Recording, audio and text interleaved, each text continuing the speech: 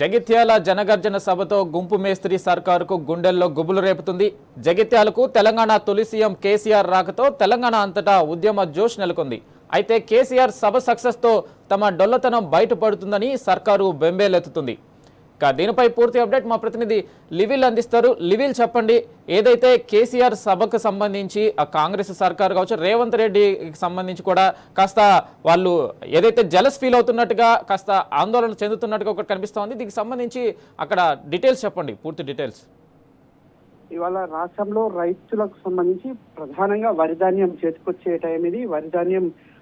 వరిధాన్యానికి సంబంధించిన కొనుగోలు ప్రక్రియ ప్రారంభమయ్యే దశలో ఇవాళ పూర్తిగా అంటే రైతు భరోసా అనే రైతు బంధు అని ఆనాడు రైతు పెట్టుబడి కింద వ్యవసాయానికి అందించే కార్యక్రమం ఆనాడు బీఆర్ఎస్ అధినేత కేసీఆర్ సంకల్పించారు. ఇది దేశవ్యాప్తంగా కూడా ఒక విప్లవం సృష్టించింది.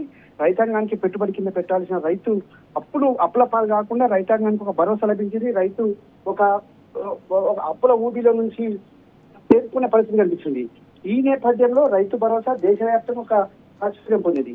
కానీ ఇవాళ రైతు బంధువుకు పేరుగా మార్చి రైతు భరోసా ఇస్తామని చెప్పేసి కాంగ్రెస్ ప్రభుత్వానికి తీసుకొచ్చిన రైతు భరోసా ఇవాళ పూర్తిగా బక్వాస్ అయిపోయింది అనేది మరొకసారి నిరుద్ధం అయిపోయింది. పంటలు చేతికొచ్చే టైంలో రైతు భరోసా వేస్తామంటూ ఇవాళ కాంగ్రెస్ ప్రభుత్వం మోసం చేసిన విధానాన్ని మరొకసారి ప్రజలకు కళ్ళకట్టేట్టు కనిపిస్తుంది. గత 2 పర్యాయాలు రైతు భరోసా ఎగ్గొట్టారు. కానీ బీఆర్ఎస్ పార్టీ పెద్ద ఎత్తున రైతులకు అండగా ఉంది. రైతాంగానికి మద్దతుగా పెద్ద ఎత్తున పోరాటం చేసింది. ఈ నేపథ్యంలో మొన్న మార్చి 23న రైతు భరోసా ఎకరాకి వేశారు. ఎకరాకి వేసిన తర్వాత రైతు భరోసా నిధులు ఇవ్వని మళ్ళీ రాష్ట్ర వ్యాప్తంగా ఒక అది నెలకొంది. ఈ నేపథ్యంలో జీవన్ రెడ్డి మీ దగ్గరికి మళ్ళీ వస్తాం.